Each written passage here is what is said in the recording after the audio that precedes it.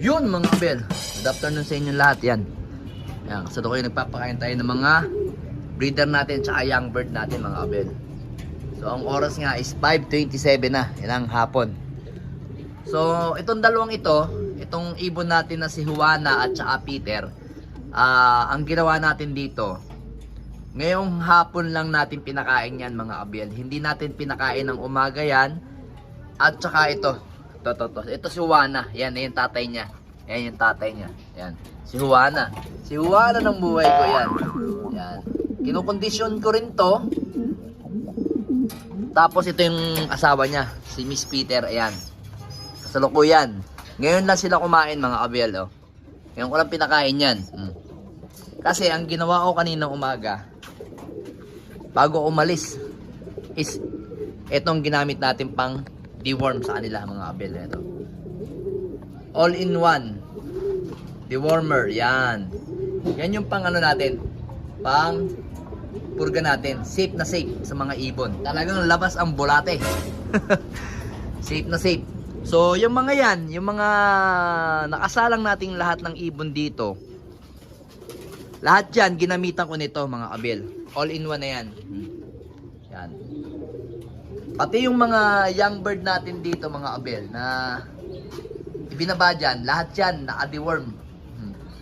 Kahit yung mga nakalaban natin dito, ginamitan na natin ng dewormer mga abel. Oh. Yan. Kaya makikita nyo, healthy yung mga ibon natin. Kasi itong gamit yung to is, ay teka lang, nalabo yan. No? Napaka solid. Talagang labas ang lahat ng bulate. Tapos ang bilis bumuka ng katawan ng ibon mga abel. Oh. Ang bilis bumuka ng katawan ng ibon. Yan, oh. Yan yung mga ibon natin. Ang dami na pala. Oh. Nagsuno pa itong dalawang to. Oh. Magkapatid ba to? Ay hindi. Yan, oh. Yan yung mga ibon natin dito. Yan, oh. Ayun si Juana, ayun si Peter 3, si Brown, si Peter 2, ayun si Peter 4, yung nasa dulo si NPL, yung nasa pinakatasa. Ayan, yan yung mga ibon natin, no. Tapos ito, kanina yung tinraining natin sa saan ba? PRC, sa ano, binigla natin yan mga kabel. Ito. Ito ko lang sa inyo. Yan, ito binigla natin to kanina. O kahapon natin kinarga, binigla natin yan ng Lapas Tarlac. So itong ibon na to is hindi na training ng Concepcion Tarlac mga kabel. So, nirekta ko kaagad yan. Dito ka. Yan lang. Dito. Yan. Yan, mga abel. Nirekta ko kaagad yan, mga abel, sa ano? Nirekta ko kaagad sa Lapas Tarlac. Okay naman. Sa base do sa nakita kong uwi ng ibon. Kasi pag bukas ko ng 8:10 ng ano ko, 8:10 ng umaga, sa pinaka CCTV ko, nandito na to.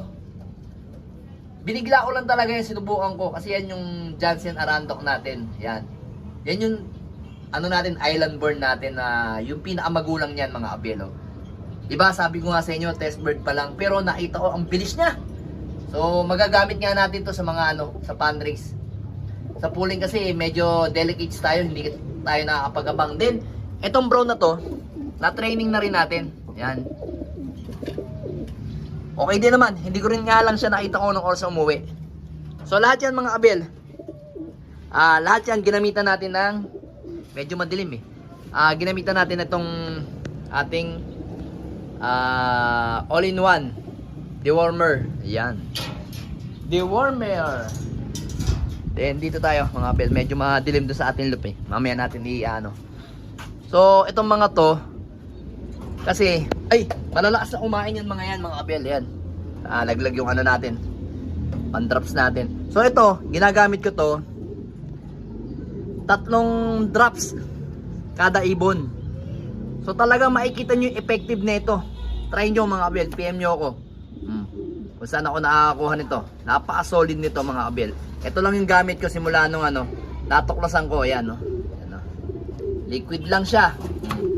3 patak lang, solid na yung ano, patay pati ang ano, ang bulate sa lahat ng ano nila, sa katawan nila. Talagang makikita nyo nilabas talaga lahat.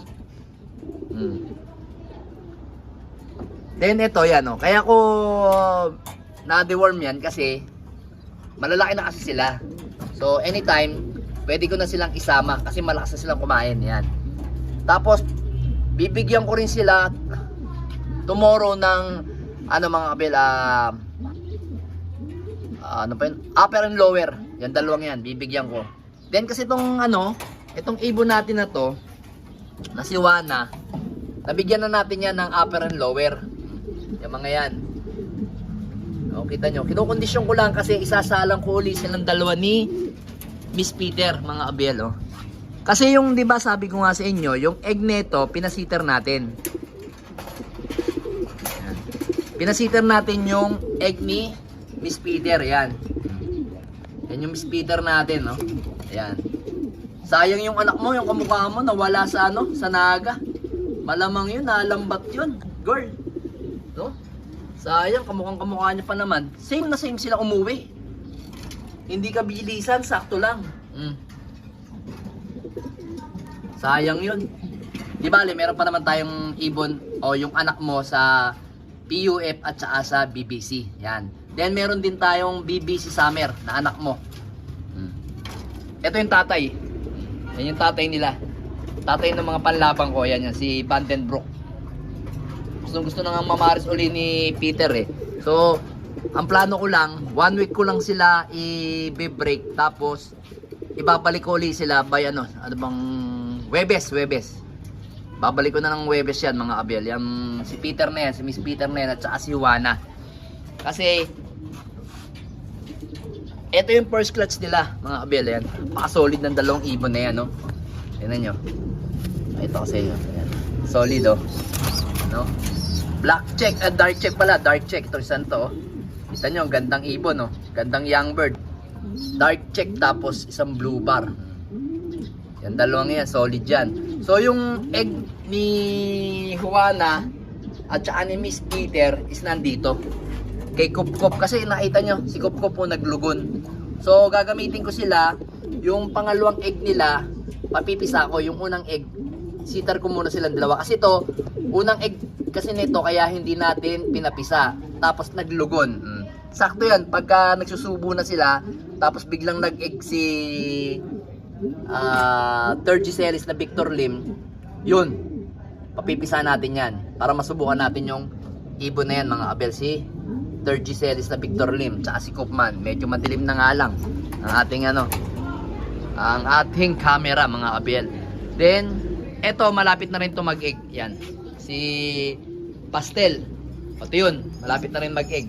Kasi kailangan ko pa. Kasi ito pa yung singsing natin mga kabelo. Ito sa inyo ha. Singsing natin ito. Ayan pa yung sisingsingan natin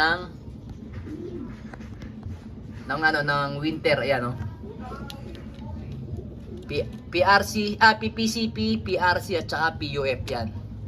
Balit 5, 8, 11. 8, 9, 10, 11. 11 niya. 11 yung singsing pa. Gagamitin natin. So, yung egg neto ni Maselan is itlog niya yun ni Pastel. Yan. Tapos yung egg neto, alam ko dito sa isang egg neto, gagawin natin stock bird. Then yung isa panlipad, mga abel. Yan. So, yun mga abel, PM nyo lang ako kung gusto nyo kumuha nitong all-in-one. Napakabisa sa mga ibon natin. Yan. Solid na solid sa pampurga mga abel. Alright. Escape!